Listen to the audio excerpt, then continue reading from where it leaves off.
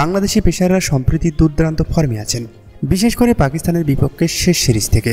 তাদের সেই আগ্রাসী বোলিংয়ের ধার এখনও কমেনি, বরং দিনকে দিন বেড়েই যাচ্ছে। পাকিস্তানের বিপক্ষে দ্বিতীয় টেস্টে 5 উইকেট শিকারের পর ভারতের বিপক্ষে প্রথম টেস্টের প্রথম ইনিংসে 5 উইকেট নিয়েছেন হাসান মাহমুদ। এই অসাধারণ পারফরম্যান্স তাকে বাংলাদেশের দ্বিতীয় ফাস্ট বোলার বানিয়েছে, যিনি টানা দ্বিতীয় টেস্টে 5 উইকেট শিকার করেছেন, তাও আবার বিদেশের মাটিতে। যেসব বলার বিদেশের মাটিতে ধারাবাহিক ভালো খেলে থাকেন, আন্তর্জাতিক ক্রিকেটে তাদের বিশেষ গুরুত্ব থাকে। হাসান মাহমুদের এই পারফরম্যান্স তার অসাধারণ প্রতিভা এবং সম্ভাবনার প্রমাণ, যা অবশ্যই বড় বড় ক্রিকেট লিগের দৃষ্টি আকর্ষণ করে থাকে। বিশেষ করে ভারতের বিপক্ষে এমন চমৎকার বোলিং তাকে আইপিএলের রাডারে রাখবে। ভারতীয় কন্ডিশনে এমন সফলতা দেখানো ফাস্ট বোলারদের আইপিএলে দলগুলো সবসময় পছন্দ করে থাকে। যদি হাসান এই সিরিজে তার ফর্ম ধরে রাখতে পারেন, তাহলে আইপিএলে খেলার সম্ভাবনা অনেকটাই নিশ্চিত হয়ে যাবে।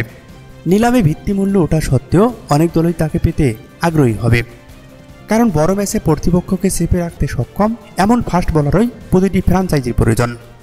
বর্তমানে হাসান মাহমুদ ভারতের বিভিন্ন সংবাদ মাধ্যমের আলোচনার কেন্দ্রবিন্দুতে, তাই এই প্রচার তাকে আইপিএলের দলগুলোর নজরে আরও বেশি আনছে।